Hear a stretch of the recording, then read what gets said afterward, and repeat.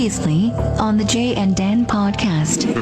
Who's that Swedish guy over there? Like, everyone else is in shorts, and that guy's in, like, a leather jacket and jeans. And I look over, and I'm like, that's Beck. Clearly, he didn't feel comfortable wearing just a T-shirt and shorts. It was, like, 35 degrees out. Every day during our conference call, I've got to put my phone on mute because I'm cooking dinner or changing diapers. Or, I guess my kids aren't in diapers. It's like we're past that now. Yeah, Changing diapers, it might be a problem. Duffy? I swam naked the other night. Oh, isn't it liberating? I love doing that. Oh, this is disturbing. It was... but go on. I saw a naked man on the beach in PEI, and I had my two daughters and my niece, and he gave me the, kind of sorry, but I'm just an old dude. There was no one else on this beach. I'm by myself. I do listen to you guys. I'm faithful, as I know you guys listen to the Rubber Boots Pod every week. Big time. Yeah, I like Jim. I like Todd. I like Billy. I like all those guys. You're listening to the Jay and Dan podcast. We're running 320C, and we're here to say, listen up, homeboy. It's cold today. Dance.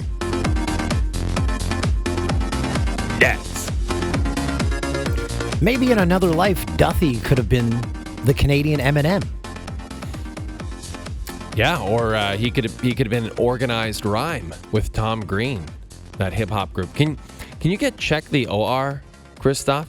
Organized Rhyme, Tom Green's hip hop group. They had a hit called Check the OR, and they were also from Ottawa, like James Duthie. Who's right. to say he wasn't in the group? Tom Green, I've mentioned this before on the podcast, used to shoot things in the Algonquin College cafeteria all the time. Is that where he went to college? I don't know if he did or not, but he lived maybe around the area. That's pretty cool, though, eh? Hey, it's the Jay and Dan podcast for the week of September 23rd, 2019. I'm glad you're here with us. What a glorious stretch of weather we've had recently. Just summer's doesn't want to say goodbye. Do we have Check the OR? Yes, here it is, Dan.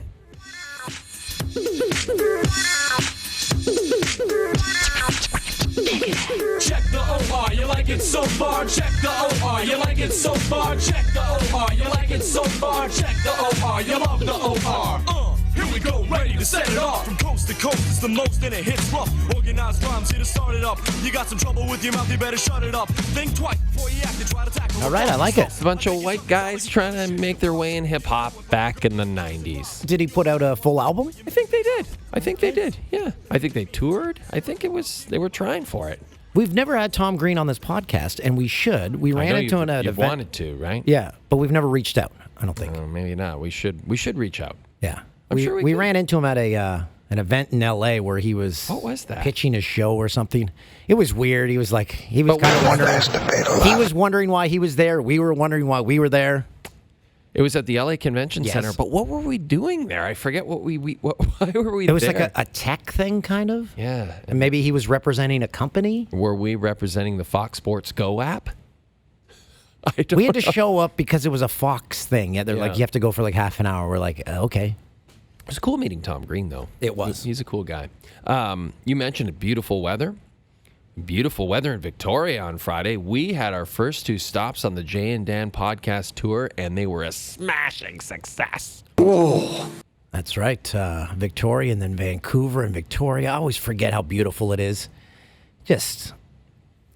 It's a great city. Yeah, and the weather was exceptional. I remember going in, you guys had checked the weather, and it didn't look that great. Then we get off the plane. It's like, this is killer. Sunny, clear, blue skies. We always pitch great ideas, I think, on this podcast for other companies. I've got one for Air Canada Rouge. More legroom? Air Canada Rouge, if you want to make more money, when your planes land, wherever they land, have a back doctor right there at the end of the jetway or the walkway. Because every passenger needs a back correction after sitting in your seats. Old man Toolsy. And then the best, at one point, I believe it was at the Victoria meet and greet. So you can buy meet and greet tickets and meet us and chat with us. At the Victoria meet and greet, we met a pilot from Vancouver Porter. meet and greet. Oh, was the Vancouver Yep. one? We met a pilot from Porter Airlines You may remember a few weeks ago we called out Porter for their landings, which literally involve dropping the plane from 20 feet off the ground straight down. And he was a good sport about it. He said, hey, you guys, everything else he said was nice, and the landings, yep, you're bang on. He says, that's how those planes land. Yeah, it's pretty hard. But hey, super smooth landing in Vancouver. That Rouge. Or in man, Victoria. Yeah. He just like tickled the runway. I'm like, are we even on the ground? Are we still flying? Hey, runway, you want to get tickled? Here comes Air Canada Rouge. So yeah, we did a little sightseeing. That's fine. While we were in Victoria, we ate at Redfish Bluefish, which is the hot spot. What did you think? It was good.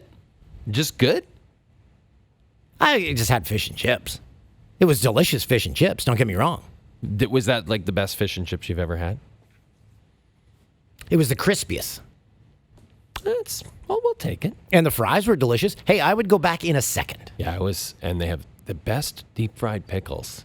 Deep fried pickles, amazing. My God, they were good. And they have deep fried oysters that Stoff tried for the first time. Stoff, what did you think of Redfish Bluefish? The oysters, delicious. Yeah. It was great. It was a lot of fried food, I will admit that. The thing with Redfish Bluefish, it's all fried food. Yeah. So you're in line for a long time. We were in line for a Solid while. half an hour, probably. And it was 2 p.m. I remember thinking, well, we'll go up there. There won't be anyone in line. But I think there's lots of tour groups there still. And you're in line there, and you're like, I always do this. I always think, okay, I'm not going to overorder. I'm not going to do it. I'm going to order an appropriate amount of food. But you're so hungry, and you're in that line for so long, you're like, I got to get a bunch of things. So we ordered a bit too much, but it was delicious. And then a gentleman was there. He was all the way down from Duncan, I think, or he's somewhere from in BC. He was there to see his son, who wasn't working. So we're like, we aren't going to finish these deep fried oysters. You want them? He's like, sure. He was getting food for the road. Love it. I love that we weren't wasteful. And then there was the massive climate change protest at the Parliament building going on. Lots of things were happening in Victoria when we were there. That's right. And so the weather was great. Don, our driver, terrific guy. Thank you, Don. You left some hummus in his car overnight. I forgot all about it. And he said it smelled like a restaurant in the morning. And then he said he put it in his fridge. He's probably eating it right now. Probably just shoveling it in with his bare hands as we speak. But then we got to the theater. McPherson Theater in Victoria, absolutely gorgeous. 100-year-old theater, beautiful theater, a perfect size. And we had gently and playfully ribbed the Vancouver and Victoria markets for being the slowest for the ticket sales. Yes. Right? So I think there was... I can't speak for you, but there was a little apprehension for me. I was like, I don't want to get there and have it be feel like empty. It didn't feel like that at all. It felt very full. Both venues felt very full, and the crowds were incredible. So I can't thank the crowds enough. They were just the reaction, the response, how they welcomed us, and the shows were just a blast. I mean, they were so fun. We had our special guests. I don't want to say who our special guests were, other than we could say one because he's a guest on this podcast, and we're going to talk to him. Jim Pearl. That's right. He showed up in Vancouver, flew up from L.A. That was great. And surprised everyone.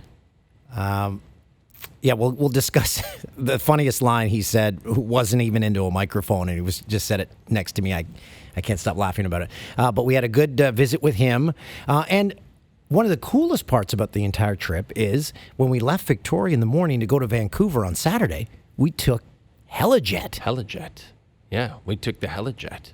Now, we forgot to play the Airwolf theme when we did the show. Can we find the Airwolf themes, Christoph? Because that's all I thought of the entire time was the Airwolf theme going through my head as we took off from Victoria. A nice 30-minute trip. There it is. Wait till it kicks in. R.I.P. Jan Michael Vincent.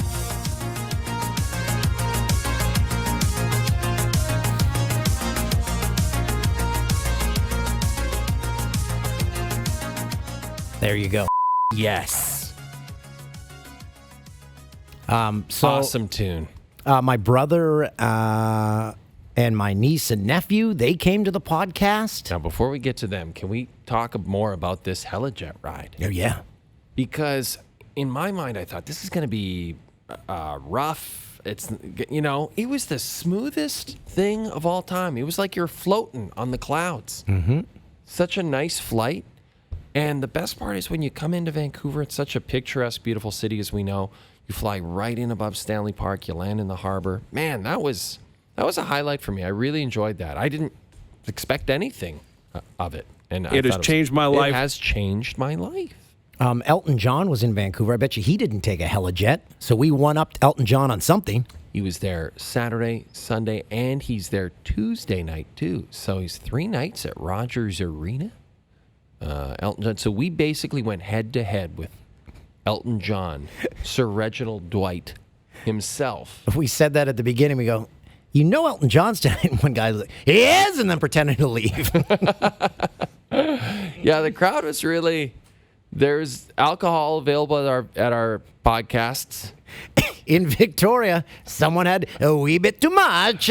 Somebody puked in the aisle. Yeah, so I was walking back to the... After everyone had left, I'm walking back, and I see the white crystals from carpet cleaning stuff. Oh, it was cocaine. Sitting in a pile, and I look closer. I'm like, a lot of oh, cocaine. God. Someone had a lunch of rice and red wine. That's what it looked like. And there was just a pile of it there. So I wonder if they secretly puked and just left and didn't tell anyone, or if they puked and then had to leave. That's a tough one. Yeah. Because they were a quiet puker. We didn't hear them. Yeah, I didn't hear it. I mean, it could have happened during a round of applause or maybe some laughter. I'll wait till there's a good laugh. Oh, perfect. Well, we had to have an intermission between our opener and us, and then someone from the theater came back. They're like, you got a lot of drinkers out there. Yeah. They're like, we almost out of beer. Yeah. Well, they talk like an old-timey Western guy. He drinks at lunchtime. He almost had a beer out there. But you're right. They did almost. I think they did sell out of beer. Yeah. At the McPherson. If you're wondering what the podcast entails, because we've got 5 more stops coming up. Yep.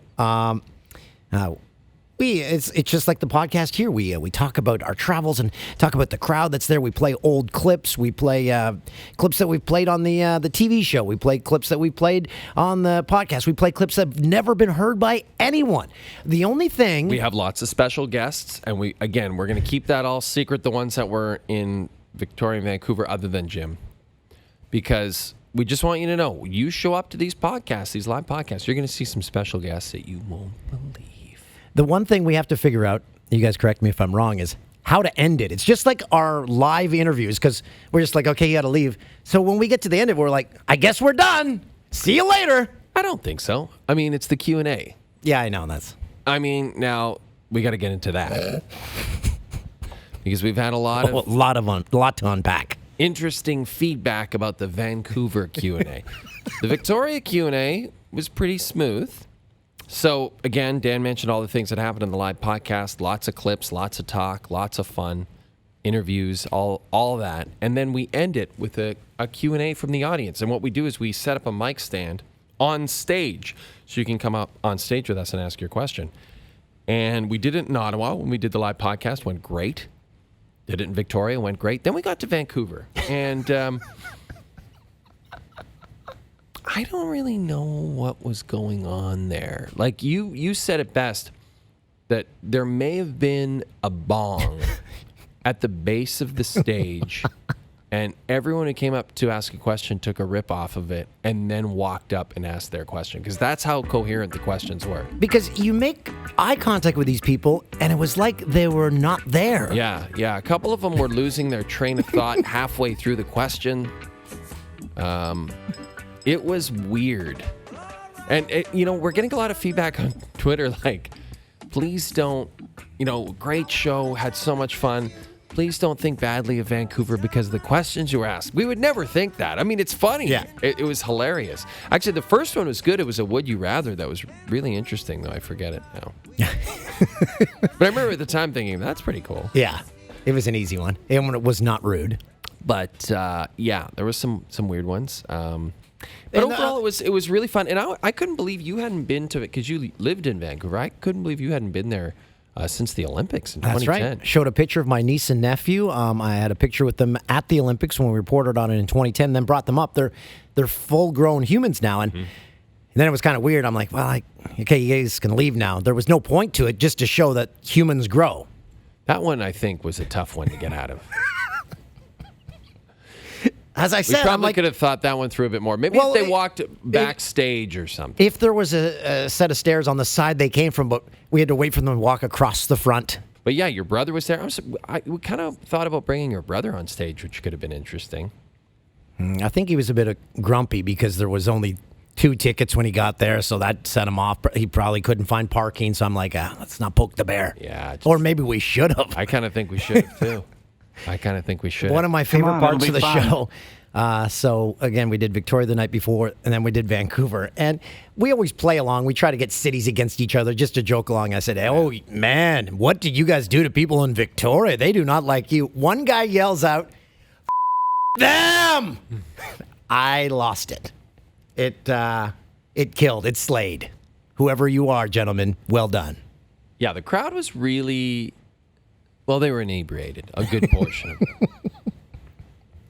But they were good spirits. Actually, in the Victoria show, we had a heckler, but he was like a gentle heckler, almost like an encouraging heckler, like a parent at a hockey game, like of a kid playing hockey who talks a little too much. Yeah, so what did he say? Because you were closer to him. I was right beside him, and he kept saying, like we played an old clip from Fox, and he goes, "This is old.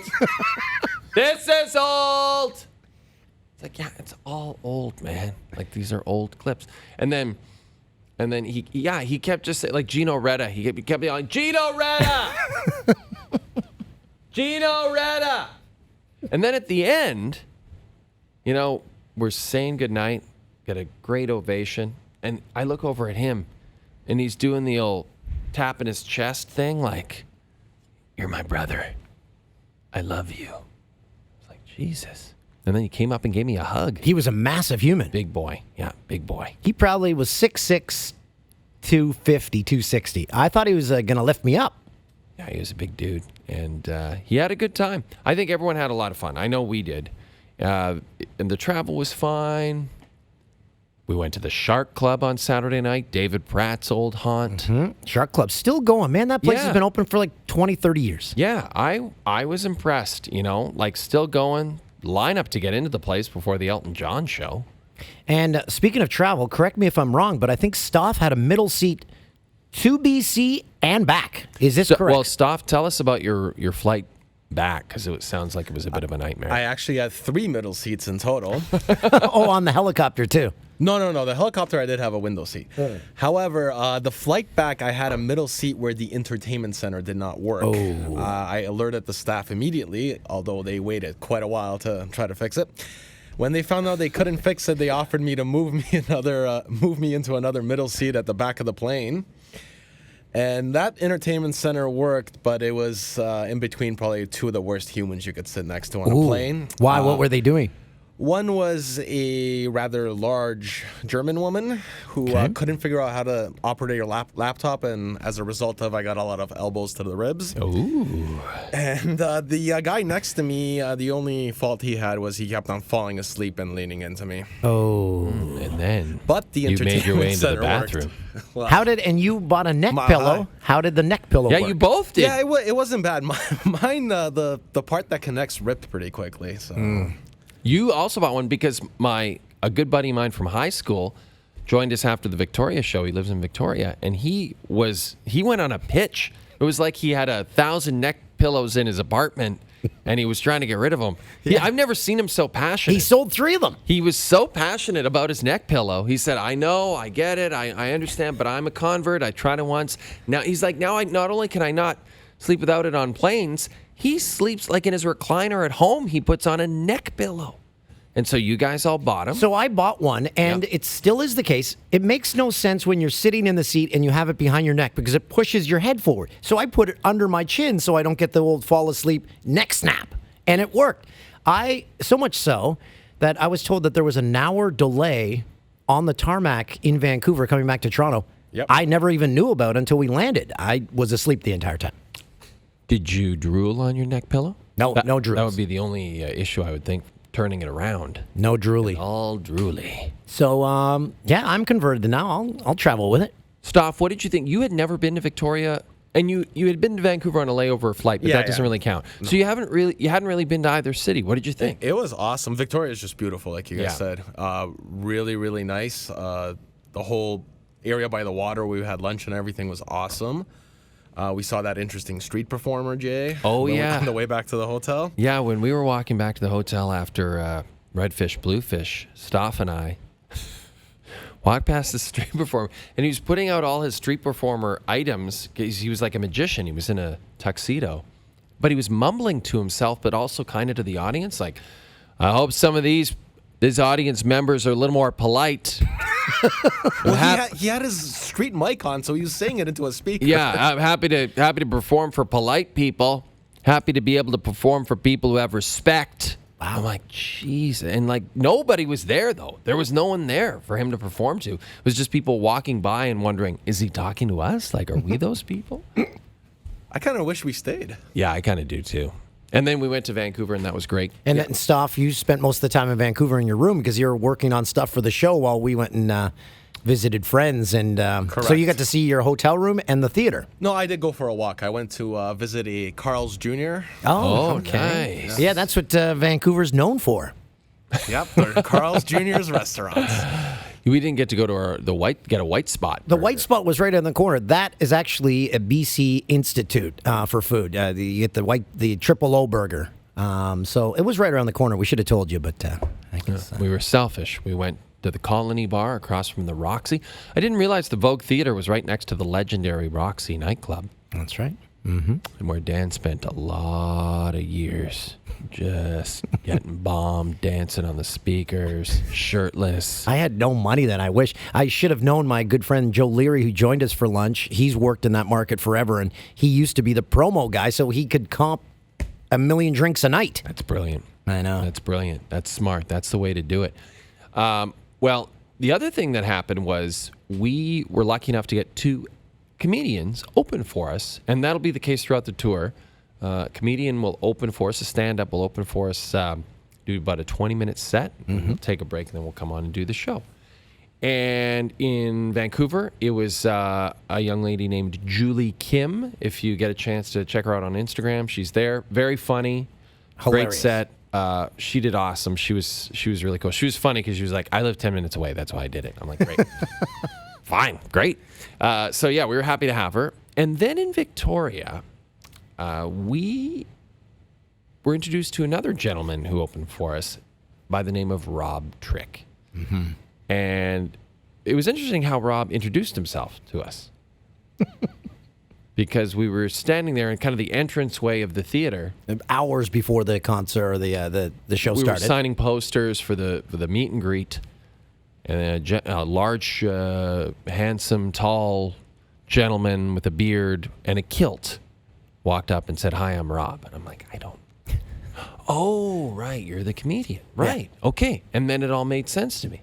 And then Rob proceeded to, we got along great backstage. Mm-hmm. And he went on stage, and the show was fascinating. Fascinating. And Rob, sorry, Dan, what were you going to say? Well, yeah, because at times, because we were watching the in-house feed from our room downstairs, and at times, we're like, he's lost the crowd. They are starting to boo him. But then he'd reel them back in. And then by the end of the set, you're right, because it started off, I was a little concerned. He was doing some interesting stuff, and we'll get into it. But by the end, not only did the crowd love him, they were chanting 10 more minutes. I mean, they wanted Rob to stick around. And that's when the union guys backstage are like, no, that's not how it works. That's it. We need a break. Got to sell beer. So Rob Trick is on the line now with us. Rob, how are you, my friend? I'm really good. Hey, that's the most direct you've ever answered a question, because we would say, do you have a dog? And you're like, well, I once lived in Abbotsford. I'm like, no, this is a yes or no question. This is a yes or no question. I have a dog. Oh, you do? Okay. So, Rob, how would you describe your style of comedy? I I think what I do is I let the audience tell me what they want to talk about or where they want to go and how it should be. You know, I did a long time of having an act, and there's no quicker way to being depressed than letting the act become you rather than you becoming the act. And So you go out there with a blank canvas, as you're saying? Unless, if you're ever going to hire me again, no. But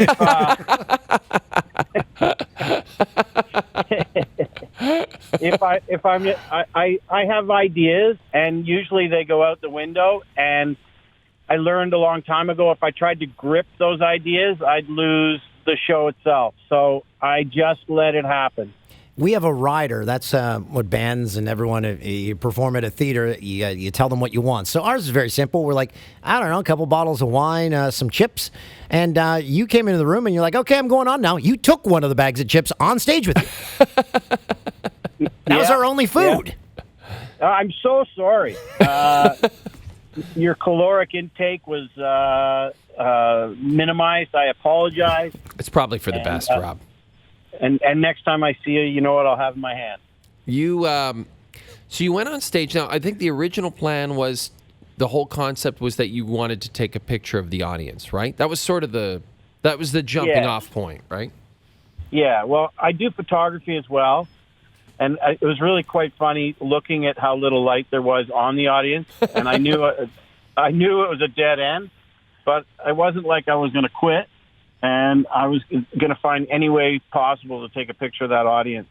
Was there a time, though, Rob, where you felt you had lost the crowd, or do you never feel that way? Do you always feel like you can get back out of the weeds? You know, I'm a big boy. I've cried enough coming off stage. The tears have flown over expectations. I didn't expect it to go badly at any point. I knew I could always pull them back. So sorry to let you know that. No. So for the people listening here, give us one of your jokes, one of your go-tos.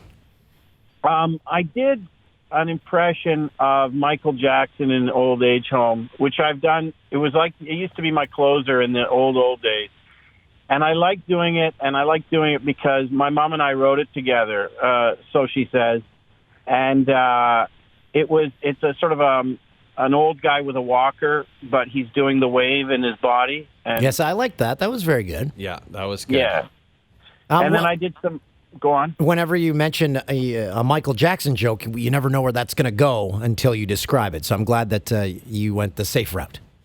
Yeah, and then I did some mime. I did an altar boy in Newfoundland, and I did the Great Wall of China, which is a long impression. It takes about 25 minutes when it's done properly. You're a master impressionist. You're a photographer. You're a comedian, but up until recently, you were living in Toronto, and now you're in Victoria. How are you liking it out in Victoria? How's the comedy scene out there? The comedy scene's great, but I'm a dad first right now in my life. I don't know if you guys have kids, so you know what I'm talking about. Yeah, we're dads last. They're our last priority.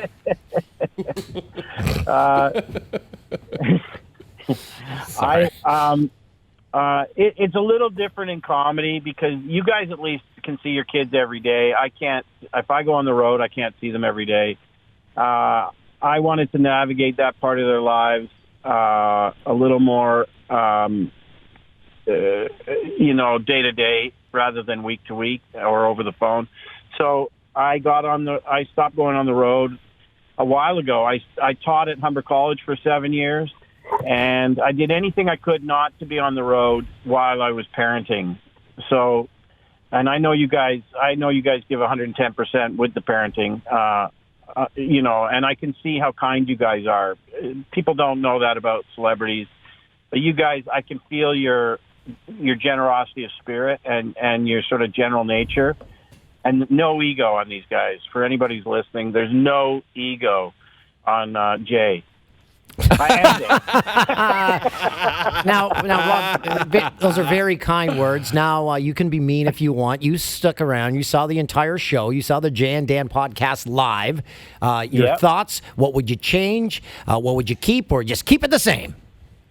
Oh, you know what? I think you guys have everybody who follows you knows you and loves you guys. And I think it's such a special connection when you can have that type of relationship. And again, because you guys are nice guys, they think they know you.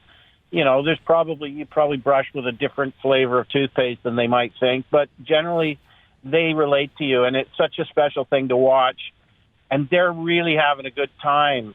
And I was incredible to see you guys live because I'm a fan as well. And the difference between live and on TV is obviously you can say a few more things, and it just, you see the connection. And maybe I don't want to put too many words in your mouth, but the love you guys have for each other is also apparent. I was erect most of the show. You mentioned toothpaste, and we brush with a different flavor. They took my toothpaste on the way out of Toronto. I've never had my toothpaste taken from my carry-on. Don't get. Oh, I have. I go ahead. No, go ahead. You were going to tell a story about Costco, weren't you? Yeah, well, I work as the greeter at Costco, and because there's 13 municipalities in this city, some of the higher up municipalities don't like the fact that we have the Costco. Yeah. It'd be like Montreal trading to LA in the 70s or getting Marcel Dion back or whatever. But the Costco is a significant improvement in our neighborhood, and we also have Rugby Canada in our neighborhood. Amazing. By the way. Yeah, Rugby Canada. We have Rowing Canada, Triathlon Canada. They're all here because of the weather. One thing I wanted to say is I'm trying to go to the Rugby World Cup. I'm already up to... Can I stop you? What did this have to do with toothpaste? Oh, the toothpaste. The toothpaste story. They took it from me, and I was 5 days in Toronto without my brand of toothpaste. And I finally bought it on Lakeshore Boulevard. And I brushed my teeth on the streetcar, and it was 34 blocks before I could spit out. I counted. God. Like, do you use 34 a special toothpaste? What's the deal here? Well, I'm sensitive to some of these. I don't want to sound. I'm very sensitive to some of these toothpaste things that they, the sodium lauryl sulfates and all that crap. Oh, okay. That was an interesting story. I'm 34 blocks. Should you have just been in a cab at that point? That's a long streetcar ride. I was thinking of Ubering it. They have a service. Uber has a toothbrushing service. We were shocked, Rob. We didn't realize Uber was not in Victoria and Vancouver, and we were shocked by that. How do you? That could be your latest crusade to get it to come to the lower, right? To BC. Yeah. Well, we consider, how there's Polynesia? We consider ourselves Pacific Islanders here. We're part of Polynesia. So we think we should be covered by the rules. Whatever's going on in Tonga and Fiji should be happening here on Vancouver Island. What does that have to do with Uber? Again, I don't... Maybe they have Uber? Do they have Uber there in Fiji?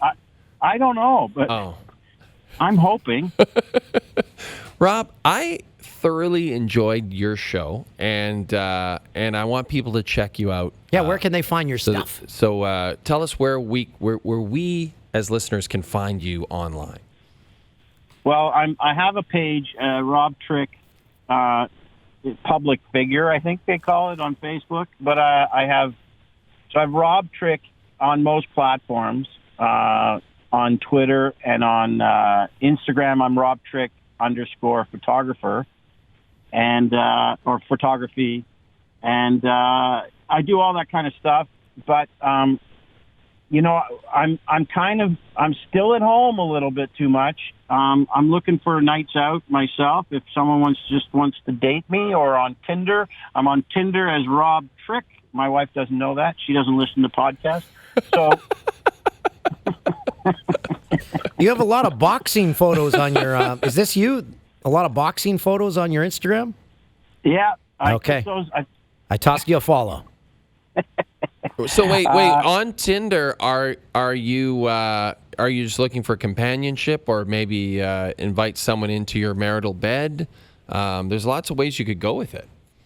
I know. You know what? I feel that with the way the Conservatives and the Liberals are running the campaign, it's better to swipe right or swipe left. You're going to get nobody good, nobody bad. That's the way to do it. I don't know. My wife and I grew a beard. Let's put it that way. She doesn't like the beard. So Tinder it is. Tinder it is. Rob, you're great. Thanks for joining us, my friend. And it was a pleasure to have you at the show on Friday. It was nice to get to know you, and all the best of luck to you in the future. And I hope you get paid. I don't know who's supposed to pay you, but I hope someone pays you. That was the best moment of the night. At the end of the night, you're like, "Ooh, how do I get paid?" And we all look around. We're like, I don't know. How does anyone get paid? Welcome to Canadian comedy. Mm-hmm. Checks in the mail. By the way, I am trying to get to the Rugby World Cup. Another story, just quick. I know this is probably we're over time, but I actually applied to be the head coach of the Canadian rugby team at one point, and I didn't make it. But did you get called in for an interview? Yeah, I drove down the road, went to I already know the guy who'd hired me, and no, nothing. No, not a didn't peep. happen. But did you play rugby at all growing up? I played for Ontario. Oh, really? There you go. Oh, Yeah. well, there you go. I was top 10 in triathlons in my age group. We didn't ask about that. We didn't ask about triathlons. I got more. Okay, thanks for joining us, bud. Love you, buddy. Have a great one. I love you guys. Cheers. Thanks, Rob. What a guy. Rob We made Trick. a new friend. Yeah, good guy. And like I said, if you see that he's coming to your town or you're in Victoria, and I would just encourage you to just go and go with no expectations. We were back in the green room after the show, and you asked a very simple question. You said, Rob, are you married? 10 minutes into a story, we had to stop him. We're like, Rob, again, this is an easy question. All I asked of is if you were married. He actually started the answer by lowering his head and going, I was like, oh my God, is she okay? Yeah, she's alive. We're together.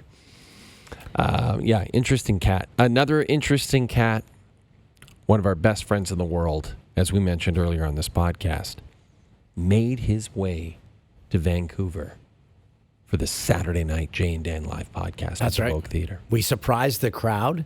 They went nuts when he came out. Jim Pearl made it all the way up from L.A. Mm-hmm. We went and had lunch with him, watched his Huskies on the screen at the Colony. Mm-hmm. They won. No problem there. So Jim was in a great mood. Yep. Terrific mood. And the Colony was nice. Highly recommend the Colony. On what street was that the Vogue is on? That was on Granville. That was on Granville. Okay, so you'd think I'd know that. I really struggle in Vancouver. Like when I walk around Vancouver, I don't know where I am. Of all the cities in the country, I feel geographically, I'm always like, where the hell am I? You have to try to find a mountain. If you see the mountains, you're like, okay, I know which way that is. Yeah, I gotta figure it out. You don't need to. Well, I'm not there that much, but I do really like Vancouver. Like I could live there, no problem. I could live in Victoria, no problem. I've lived in Calgary and Edmonton and Saskatoon. Yeah, Victoria, they've got their own little thing going on there. People that live there, they are never moving. They're just like, we've got our own thing. Well, there's a lot of retirees, right? You have a lot of retirees. You have a diverse Chinese population there, and then you have as well. You have the government, right? That's the main employer in Victoria. The government. That's right. A lot of government. It's a government town. A great mix of people. We had doctors, government employees, and and Jim Pearl surprised them all. Jim, welcome to the podcast. Jim. Hey, guys. Good to hear from you. How was the flight home? I hear the airport on Sunday morning was interesting. Oh, yeah. You know, the thing about that, so I told you both, but I was on the motorized walkway, and a guy walked by me and said, "Hey, Jim, I saw you on that Jay and Dan show." And That's did great. you enjoy it? I asked. And he goes, "Yeah, it was awesome." And that was it. And I kind of like, it was 4:30 in the morning. I had this happens all the time to me, I guess, right? But later in the day, I'm going, God, that was really cool. That was kind of cool. Yeah. Anyway, if that made sense at all. That made total sense. You were a huge hit on stage, my friend. Like the crowd loved you. at the haunted Vogue Theater. That's right. It's supposedly haunted. They said everyone that works there has a ghost experience. And if you go down to the basement into the bowels of the Vogue, Stav said, he says it looks like a former prison. And we unlocked an ancient curse when we opened that door down. That's right. We opened this big draw door, and Christoph's like, we're opening up a curse here. He was convinced that it was happening. I think so. Yes, I agree with all that. It was a dump. It was basically a dump. I loved the place. Yeah, I loved it. I did. You got it. Well, you've been on the road a lot and done a lot of shows and worked on a lot of shows. And the first thing you said about the theater was, this place could really use a good renovation. And it's true. Yeah. It could. Because it's a beautiful theater. The bones are there. The bones are there. Yes, I love the place. It's everything about theater that is about theater. The smell of it. Yeah. How did you describe it? Anyway. And the thing about the great thing about theaters is the crew that works there. And tell me if I'm wrong here, but they don't accept you right away. They kind of sit back and view what you guys are doing, and then they're like, okay, yeah, we trust these guys. Yeah. And in that case, it was the guys that ran the theaters. It was all his relatives, the rest of the people there, which was kind of yeah. What was that guy's name? Perfect. He was the I audio have no guy. idea. Lovely guy, but yeah, it turned out that everyone who worked there, all the women who worked there, were his children. So obviously, over the course of many, many years, he had various affairs with various staffers. Right. And now the family. I think they were maybe all the same, Mom. Yeah, maybe. I don't know. Maybe I got my stories mixed up there. So I had this thing. So we're backstage.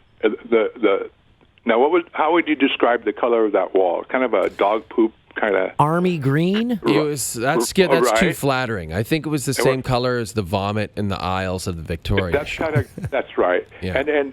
And Dan's sucking on we're both sucking on some wine that you twist the cap off. Yes, delicious. And you're eating stale potato chips. Cut to Elton John backstage. A big bowls of shrimp and champagne and right. I but know. You know what? We had a better time. Well, I think I will say that Ben, our agent who put the tour together, and great job by Ben. It's turning out to be amazing so far. It's been great. But Ben made fun of our rider repeatedly over the last week. He's like, sure, this is all you want. Like, you guys are really easy. Like, you're sure this is all you want. And then today, Dan and I are texting him like, actually, can we add a bunch of stuff there? Because can we get a veggie tray? And Jay's like, can we get some pizza maybe? Right.